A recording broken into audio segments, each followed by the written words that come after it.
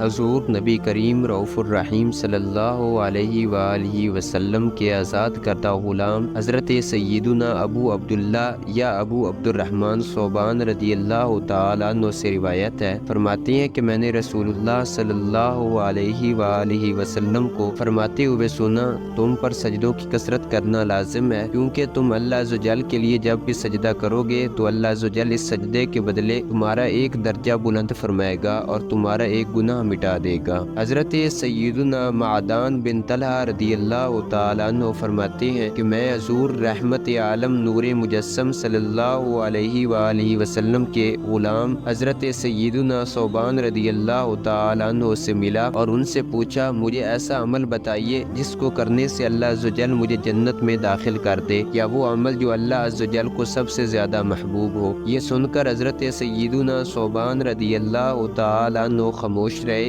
اور کوئی جواب نہ دیا۔ میں نے پھر پوچھا تو بھی آپ خاموش رہے۔ جب میں نے تیسری بار پوچھا تو فرمایا، میں نے اس بارے میں حضور نبی رحمت شفیع امت صلی اللہ علیہ وآلہ وسلم سے پوچھا تھا تو آپ صلی اللہ علیہ وآلہ وسلم نے ارشاد فرمایا، تم پر سجدوں کی کثرت کرنا لازم ہے، کیونکہ تم اللہ عز و جل کے لیے جب بھی سجدہ کرو گے تو اللہ عز و جل اس سجدے کے بدلے تمہارا ایک درجہ بلند فرمائے گا اور تمہارا ایک گناہ مٹا دے گا۔ حضرت سیدنا معدان بن طلحہ رضی اللہ تعالیٰ عنہ نے جب حضرت سیدنا ثوبان رضی اللہ تعالیٰ عنہ سے سوال کیا تو آپ 2 مرتبہ خاموش رہے اور تیسری بار پوچھنے پر جواب دیا۔ مفتی احمد یار خان علیہ رحمۃ اللہ نے اس کی یہ وجہ بیان فرمائی ہے کہ حضرت سیدنا ثوبان رضی اللہ تعالیٰ عنہ نے بھی حضور صلی اللہ علیہ وآلہ وسلم سے 3 بار یہ سوال کیا تھا۔ 2 بار سرکار صلی اللہ علیہ وآلہ وسلم خاموش رہے تھے اور تیسری بار میں جواب دیا تھا۔ اسی سنت پر عمل کرتے ہوئے آپ رضی اللہ تعالیٰ عنہ بھی 2 بار خاموش رہے۔ تاجدار